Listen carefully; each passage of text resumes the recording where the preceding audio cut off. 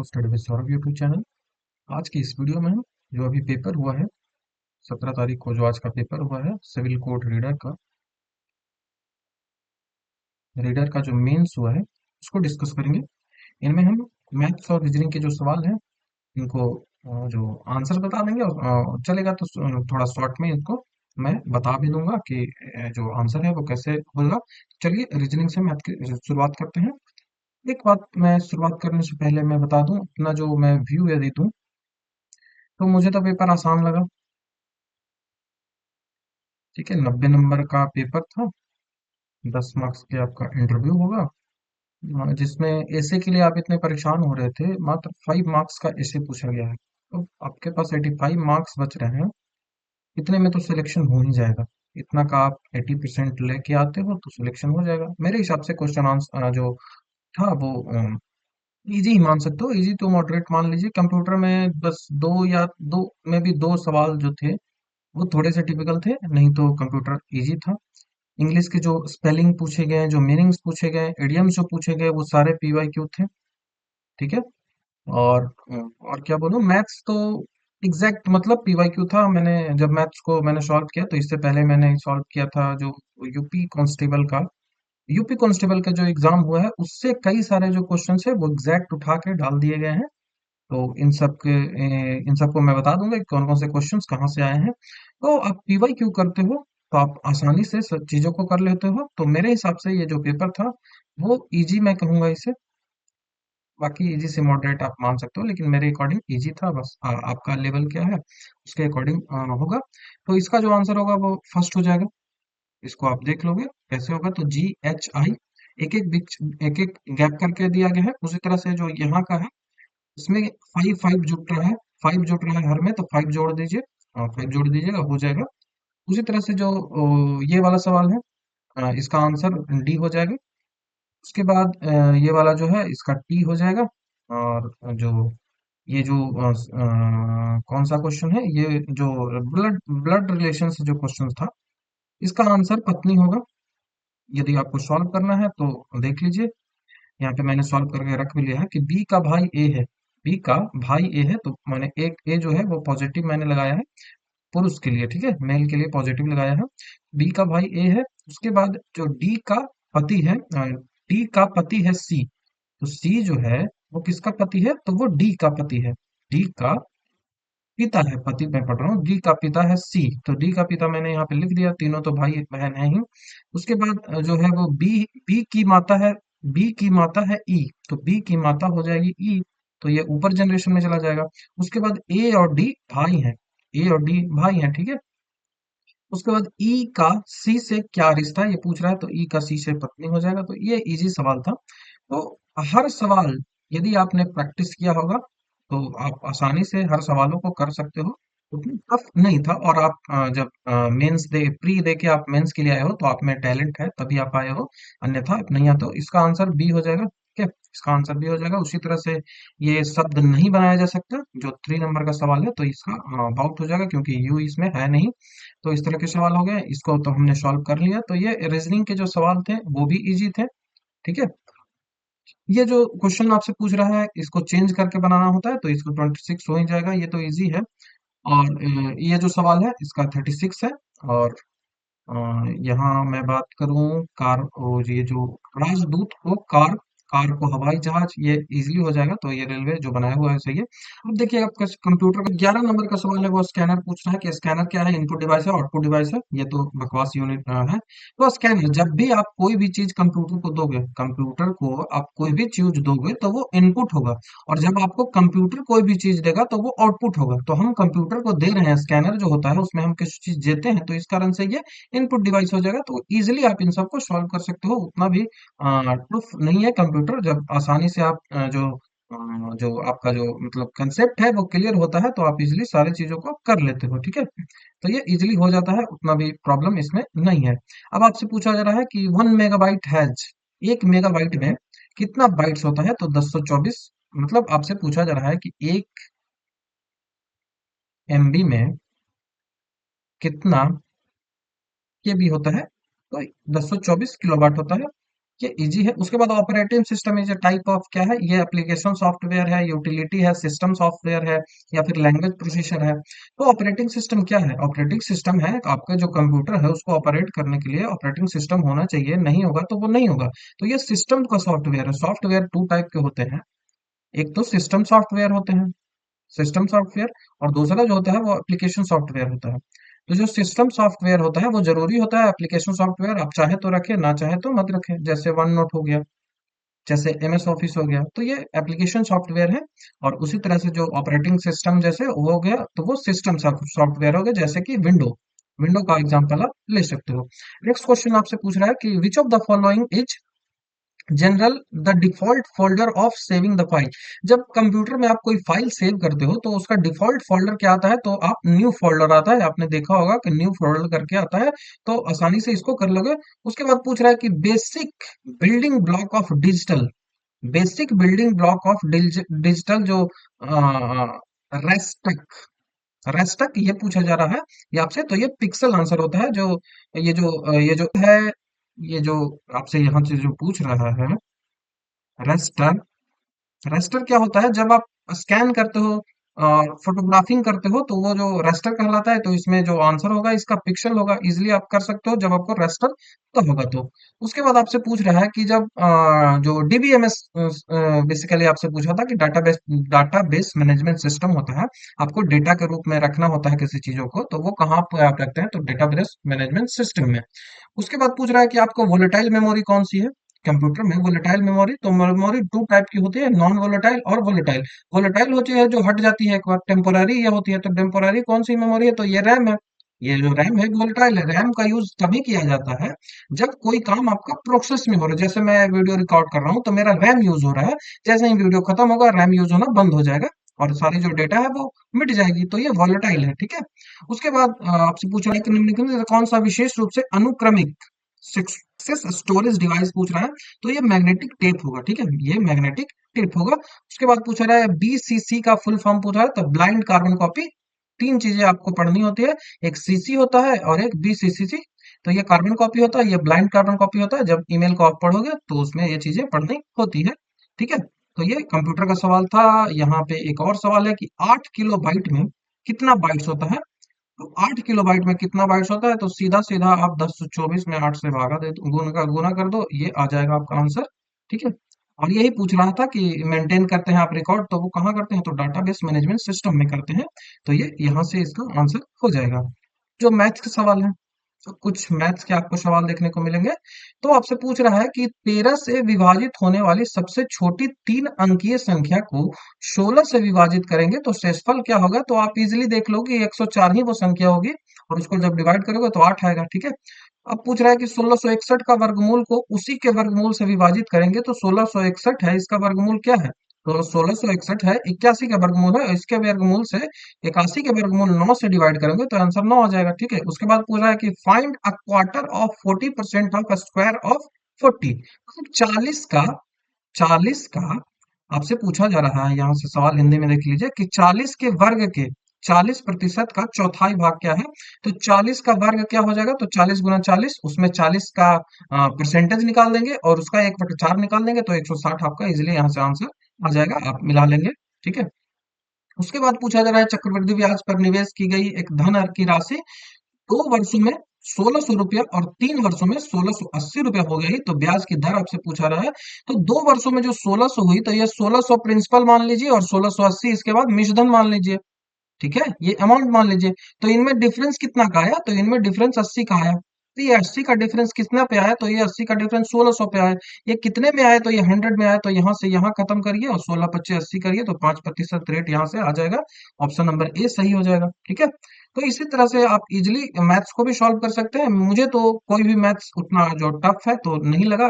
Basic सी जो चीजें थी वही आपसे पूछी गई, जो सिलेबस में दिया गया था वही पूछा गया। उसके बाद पूछा रहा है कि चक्रवृद्धि ब्याज पर निवेश 25,000 रुपए की राशि एक वर्ष में अर्धवार्षिक 4% वर्ष की दर से बढ़कर कितनी हो जाती है। ऐसे टाइप के जब सवाल आपसे पूछे जाए तो पहले तो रेट को चेंज करना होता है। तो आपसे पूछा जाए कि एक वर्ष में अर्धवार्षिक अर्धवार्षिक जब कर रहा है तो वो 2 बार रेट लेगा। ठीक है, एक वर्ष में अर्धवार्षिक कर रहा है तो 6 महीने और 6 महीने के 2 बार रेट लेगा। लेकिन रेट जो है वो 4% है, तो जैसे ही इसको अर्धवार्षिक करोगे तो रेट भी तो आपको चेंज करना पड़ेगा। तो 4% को आप क्या लिख सकते हो कि 4/100। तो 4/100 को 1/25 लिख दो। तो ये तो रेट है। लेकिन जब इसको अर्धवार्षिक करेंगे तो ये रेट और कम होगा, ये एक बटा 50 हो जाएगा। और 50 से कोई धनराशि, मान लिया कि ये 85 है, तो 50 से कोई धनराशि 51 होती है और फिर अगले साल 50 से कोई धनराशि 51 होती है, तो टोटल यहाँ क्या आ जाएगा, टोटल यहाँ 2500 आ जाएगा गुना करके, और इधर जब गुना करेंगे तो 2601 आ जाएगा। तो यहाँ का डिफरेंस जो होता है वो अमाउंट होता है, तो हमसे अमाउंट तो पूछा नहीं है। ये एसआई होता है, ये सीआई होता है। तो हमसे सीआई तो नहीं पूछा है, हमसे अमाउंट पूछा है। तो ये 25 है और हमारा जो रियल अमाउंट है वो 25,000 है। तो ये एक शून्य इसमें बढ़ाना है, तो इसमें भी एक शून्य बढ़ा दीजिए, तो ये आंसर देखिए क्या आ जाएगा। तो 26,012, ठीक है, 26,010, तो ये आंसर हो जाएगा बी। यहाँ से इजिली आपको आंसर बन जाएगा। तो मैं बोल रहा हूँ ना, मैथ के भी सवाल मुझे तो टफ नहीं दिखे। अब आपको कैसा लग रहा है, आप मुझे कमेंट में बताइए कि मैथ के सवाल टफ थे या फिर इजी थे। अब देखिए अगला सवाल देखते हैं, अगला क्या है। अगला तो और इजी है। अगला पूछ रहा है कि ए, बी, सी तीन व्यक्ति है।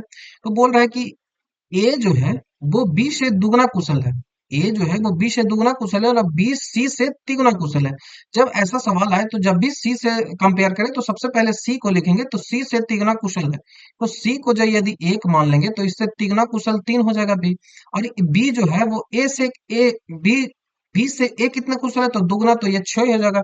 तो ये इसकी एफिशिएंसी है। अब टोटल वर्क जो सी है वो 30 दिनों में कर लेता है, तो सी की एक इफिशियंसी है, उससे वो 30 दिनों में काम को कर लेता है। तो टोटल वर्क तो यही है, और इसी टोटल वर्क को तीनों को मिलके करना है। तो 6 3 9 1 10 इस एफिशिएंसी से करेगा, तो इसका जो आंसर हो जाएगा वो 3 आ जाएगा। तो ऑप्शन नंबर ए हमारा यहाँ से आंसर बन जाएगा। ये जो है ये पुलिस यूपी पुलिस का एग्जाम 2021 में हुआ था, उसमें ये जो सवाल है वो पूछा गया है।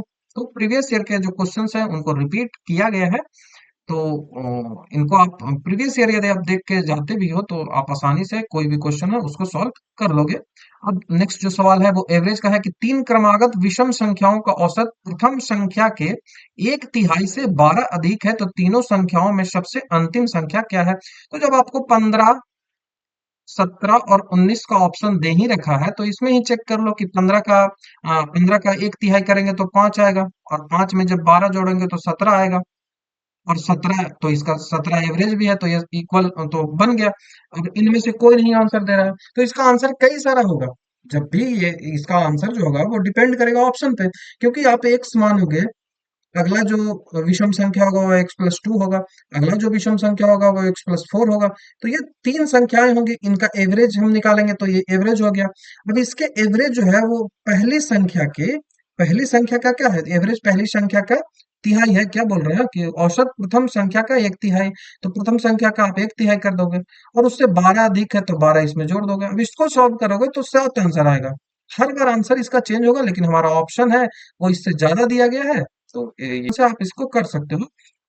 ट्रेन से इजी सवाल है कि 100 मीटर है तो दूरी बराबर समय गुना चाल होता है, तो 100 है 30 किलोमीटर प्रति घंटा है, उसको मीटर प्रति सेकंड में बदल दो। तो मीटर प्रति सेकंड में बदलने के लिए क्या करोगे, तो 100 बराबर क्या होगा, 100 बराबर होगा जैसे कि क्या है 30 है, तो 100 बराबर हो जाएगा 30 गुना 5/18। अब इसी को सॉल्व कर दोगे तो ये आंसर आ जाएगा, तो यहाँ से सॉल्व करोगे तो आपको 12 आंसर मिल जाएगा। ठीक है, ये 12 आंसर आपको मिल जाएगा।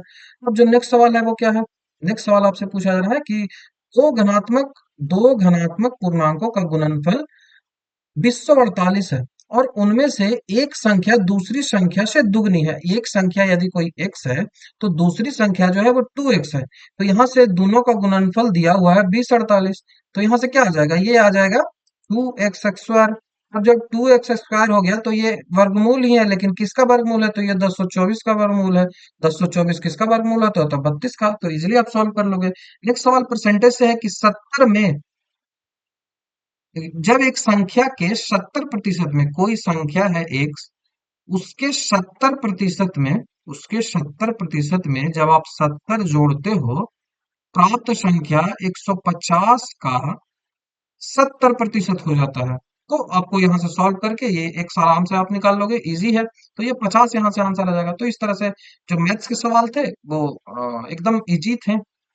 ऐसा नहीं होगा कि आप आपसे एक भी मैथ्स छूटा होगा, आप इजिली मैथ को कर लिए होंगे, क्योंकि मैथ्स उतना टफ जो है वो नहीं पूछा गया है। ठीक है।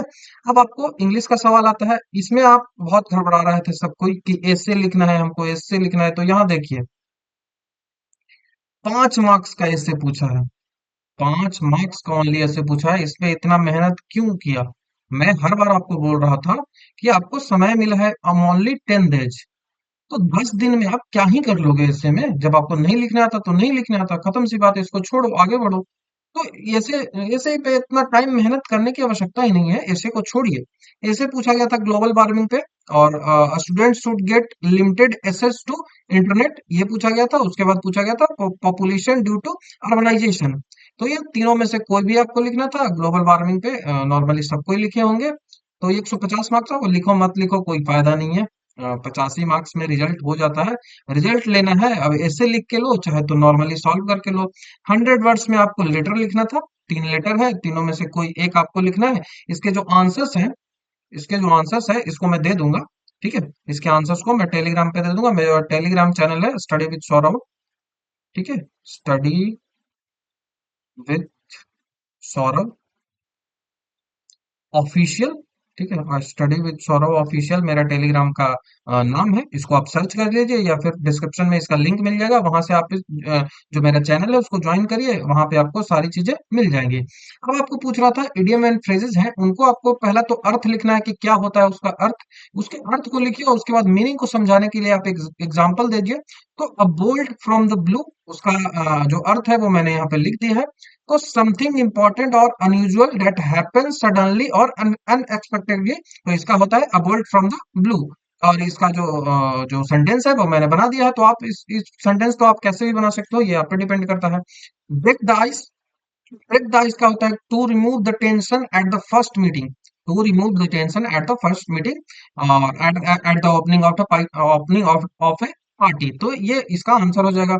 दूसरा तीसरा है कि ब्यूरी द हेड चैट। इसका होता है to agree in the disagreement that that has divided two people और ग्रुप। जब आपको वेरी हार्ड चैट का मतलब होता है सुलह कर लेना, सीधी सी बात है। Leave somebody in the lurch. ये सारा का सारा मैं आपको बता दूं, सारा का सारा ये पीवाई क्यू है। तो टेंशन लेने की कोई आवश्यकता नहीं है। पीवाई क्यू आपने किया होगा तो आपको इजीली हो जाएगा। तो एमंडन और डिजर्ट समवन इन डिफिकल्टी, इसका मतलब होता है जब कोई डिफिकल्टी में हो तो उसको छोड़ देना, तो उसको होता है लीव समबडी इन लर्च। उसको उसके बाद है बिलो द बेल्ट। इसका होता है to set something that is often too personal, usually irrelative and always unfair. तो ये होता है बिलो द बेल्ट। उसके बाद आपसे स्पेलिंग टेस्ट पूछा जा रहा था, तो जो सारे स्पेलिंग है ये असीड था, उसके बाद इंटरोगेट था, जुडिशियल था, ल्यूटिनेंट था जिसको लेफ्टिनेंट पढ़ते हो, उसके बाद सीजर था। तो ये आप आसानी से इन सबको कर लिए होंगे। उसके बाद हिंदी का सवाल आता है कि हिंदी में आंखों का तारा होना। आंखों का तारा होना तो बहुत प्यारा होना। आंख लगना, झपकी लगना हो जाता है। आटे दाल का भाव पता लगना, जब मुसीबत में होता है आदमी तब उसको पता चलता है कि क्या हमारी मुसीबत है, ये होता है। कान खड़े होने का अर्थ होता है कि जब कोई व्यक्ति है वो सतर्क रहिए, आप वो तो कान खड़ा होता है। उंगली उठाना, ये सबसे आसान बात होती है कि उंगली उठा रहे हैं, किसी पे लांछन लगाना या फिर प्रश्न खड़ा करना, ये उंगली उठाना होता है। उसके बाद आपसे पूछा रहा है कि निम्नलिखित वाक्यों को शुद्ध करिए। तो यह बालक कहाँ जा रहे हैं? तो यह बालक जब है तो ये तो सिंगुलर नाउन है, तो जब सिंगुलर है तो सिंगुलर के लिए सिंगुलर का प्रयोग करेंगे, तो रहे नहीं होगा। यह बालक कहाँ जा रहा है, ये इसका आंसर हो जाएगा। उसके बाद मैं पढ़ा हूं। मैं पढ़ा हूं, तो इसको आप दो तीन तरीके से शुद्ध कर सकते हैं कि मैंने पढ़ा है, ये हो सकता है कि मैंने पढ़ा है। यदि आपसे पूछा जाए कि जैसे अकबर का, जैसे यहीं पे पूछा है कि सासाराम है, जीके के क्वेश्चन देखेंगे उसमें सासाराम पूछा गया है, शेरशाह सूरी का मकबरा। तो पूछेगा कि कोई बोल रहा है कि सासाराम नहीं है, आगरा में है, तो आप कहोगे कि मैं पढ़ा हूँ। नहीं, मैं आप कहेंगे कि मैंने पढ़ा है। लेकिन आपसे पूछा जाएगा, कोई आपसे पूछा जाएगा कि गर्मी की छुट्टियां हैं, क्या तुम पढ़ रहे हो? तो वही बोलेंगे आप कि हाँ मैं पढ़ता हूँ, मैं पढ़ता हूँ। ठीक है। तो कई तरीके से आप शुद्ध कर सकते हो। उसके बाद मेरे मित्र ने को पुस्तक खरीदी है, तो दो जैसे ही आएगा तो प्लूरल यूज होगा, तो पुस्तकें हो जाएगा। पुस्तकालय में अनेकों पुस्तकें हैं, अनेक जो है पहले ही से सिंगुलर है, प्लूरल है, तो अनेकों यहाँ पे नहीं होगा, अनेक होगा। ठीक है, ये अनेक होगा। उसके बाद है मैंने कविता सुनाया, सुनाया नहीं, कविता स्त्रीलिंग है तो सुनाई हो जाएगा। ठीक है, ये स्त्रीलिंग है तो सुनाई हो जाएगा। उसके बाद निम्नलिखित शब्द समूहों के लिए एक शब्द ओडब्ल्यूएस आपको जो क्षमा न किए जाने योग्य हो, जिसको क्षमा न किया जा सके तो वो अक्षम्य होता है। जो लौकिक या सांसारिक प्रतीत न हो तो वो अलौकिक होता है। उसके बाद है जो पढ़ा लिखा ना हो तो वो अनपढ़ होता है। उसके बाद दूसरे के मन की बात जान लेना तो ये अंतर्यामी होता है। दोपहर के बाद का समय अपराह्न होता है। उसके बाद विलोम शब्द आपसे पूछ रहा है तो कृत्रिम है, उसका प्राकृतिक होता है। क्षणिक, क्षणिक जो है उसका शाश्वत होता है, कि कई समय तक रहे, देर समय तक रहे, शाश्वत हो गया। उसके बाद आपसे समानार्थी शब्द पूछ रहा है कि अहंकार, तो अहंकार का समानार्थी शब्द कई सारे हैं, दर्प, गर्व, अभिमान, मद, घमंड, ये सारा हो सकता है। अतिथि का भी आप लिख सकते हैं, तुरंग, घोड़ा, घोटक, तो ये सारे जो होते हैं वो अतिथि के हो गए। उसके बाद अश्व का हो गया, तो अश्व का होता है जो अश्व है उसको लिख सकते हो तुरंग, घोड़ा, घोटक, हरि, ये सब है, ये सब अश्व का है। तो आपने आशा करता हूँ आपने इसको लिख भी दिया होगा। अब आपसे कंप्यूटर से संबंधित जो एब्रिविएशंस पूछे गए थे, जैसे कैड पूछा गया था तो इसका होता है कंप्यूटर एडेड डिजाइन। उसके बाद कोबोल पूछा गया था तो कोबोल होता है कॉमन बिजनेस ओरिएंटेड लैंग्वेज। उसके बाद यूपीएस पूछा गया था तो अनइंटरप्टेबल पावर सप्लाई होता है। उसके बाद एचटीएमएल पूछा गया था तो हाइपर टेक्स्ट मार्कअप लैंग्वेज होता है। उसके बाद एचटीटीपी पूछा गया था तो हाइपर टेक्स्ट ट्रांसफर प्रोटोकॉल होता है। तो ये सारा लिख दिया। अब जैसा कि मैंने आपको बताया था कि स्टेनोग्राफर में डिस्क्रिप्टिव पूछा गया था, 1 नंबर का पूछा गया था जीके। तो मैंने बताया था कि जीके 1 नंबर का ही पूछा जाएगा डिस्क्रिप्टिव में ही। तो देखिए डिस्क्रिप्टिव में ही पूछा गया है। अब आपसे सवाल पूछा जा रहा है, पहला सवाल है कि जो नव निर्वाचित लोकसभा होते हैं उसकी बैठक की अध्यक्षता कौन करता है, तो यो प्रेसिडेंट करते हैं। ठीक है, उसके बाद पूछा जा रहा है आपसे कि जो लोकसभा सरकार के प्रति जो अविश्वास प्रस्ताव होता है उसमें कितने सदस्य चाहिए, तो लोकसभा में 550 होते हैं, 1/10 चाहिए। आर्टिकल 100 में इसकी चर्चा की गई है, तो ये 55 हो जाएगा। उसके बाद पूछ रहा है कि रंगा स्वामी कब किस खेल से संबंधित है, तो वो हॉकी से संबंधित है। उसके बाद पूछा जा रहा है कि बिहार के राज्यपाल कौन है, तो विश्वनाथ प्रसाद आर्लेकर अभी जो राज्यपाल हैं बिहार के, ये आपको पता ही होगा। सरदार वल्लभ भाई पटेल राष्ट्रीय पुलिस अकादमी कहाँ है, तो ये हैदराबाद में है। उसके बाद गैल्वेनिजीकरण जो होता है उसमें क्या यूज किया जाता है, तो जस्ता यूज किया जाता है, जिंक यूज किया जाता है। एमसी मैरी कॉम किससे संबंधित है, तो ये बॉक्सिस से संबंधित है। अब एक भी सवाल ऐसा नहीं था जो इजी ना हो, सारा का सारा सवाल इजी है। भारत के किस राज्य की तट रेखा सबसे लंबी है, तो ये गुजरात, कौन नहीं जानता। तो हर सवाल जो है वो इजी है। उसके बाद कॉमर्शियल बैंक सबसे बड़ा पूछ रहा है, तो ये एसबीआई होगा। उसके बाद शेरशाह सूरी का मकबरा सासाराम में हो जाएगा। उसके बाद पूछ रहा है कि हम भारत के लोग, we the people of India कहाँ लिखा हुआ है, तो ये प्रेमबल में लिखा हुआ है। किस भारतीय स्टेट को पायोलियर एक्सप्रेस किसे कहा जाता है, तो पीटी उषा को, कई बार पूछा गया एग्जाम में। स्वतंत्र भारत के पहले भारतीय गवर्नर गवर्नर जनरल कौन थे, तो ये सी राजगोपालाचारी थे। उसके बाद भारत के राज्यों का संवैधानिक प्रमुख कौन होता है, भारत में राज्यों का संवैधानिक प्रमुख कौन होता है, तो वो राज्यपाल होता है, ना कि राष्ट्रपति होता है। ठीक है, उसके बाद लास्ट वाला कि भारतीय पुनर्जागरण आंदोलन के पिता किसे कहा जाता है, तो ये राजाराम मोहन राय को कहा जाता है। तो ये टोटल जो सवाल हमारे 90 के 90 जो सवाल थे उनको हमने डिस्कस कर लिया। मैं अपना जो रिव्यू यदि दूं, जैसा कि मैंने पहले भी आपको बता दिया था, तो ये पेपर था वो इजी था, पेपर था वो इजी था। इंग्लिश में पीवाईक्यू सारे पूछे गए थे, और इंग्लिश में पीवाईक्यू थे। हिंदी, हिंदी भी इजी था, हिंदी भी इजी था। उसके बाद कंप्यूटर में दो सवाल आप मान सकते हो कि आप नहीं बना सकते, लेकिन कंप्यूटर भी आप आसानी से कर सकते हो। उसके बाद मैथ्स तो एकदम इजी था, और रीजनिंग भी एकदम इजी था। तो ये सारे सवाल आसानी से आप कर सकते हो। बाकी इस आंसर की को मिलाने के बाद आपके कितने उत्तर सही हो रहे हैं, इसको आप अपने कमेंट में बताइए। जब कमेंट में आप उत्तर बताओगे अपने मार्क्स के साथ बताइए कि कितने आपको मार्क्स हो रहे हैं। तो उतने मार्क्स जब आपको आएंगे, और वो उन मार्क्स को देखकर मैं अब डिसाइड करूंगा कि जो इसका कट ऑफ है वो क्या होगा। इसके लिए मैं टेलीग्राम पे एक पोल भी करवा दूंगा, तो टेलीग्राम चैनल है उसको ज्वाइन भी कर लीजिए, तो वहां से कट ऑफ को जो बताने में थोड़ी सहूलियत मिलेगी। तो आशा करता हूँ आपको ये जो वीडियो है वो अच्छा लगा होगा। इसी तरह के और जो वीडियोस हैं उनके लिए आप हमारे चैनल को सब्सक्राइब कर लीजिए। और यदि आपको अच्छा लगता है वीडियो तो इसको लाइक शेयर कमेंट जरूर कर दीजिए, जिससे जो नीडी लोग हैं उन तक ये जो हमारा वीडियो है वो पहुंच सके। तो थैंक यू, नेक्स्ट वीडियो में आपसे मिलता हूँ।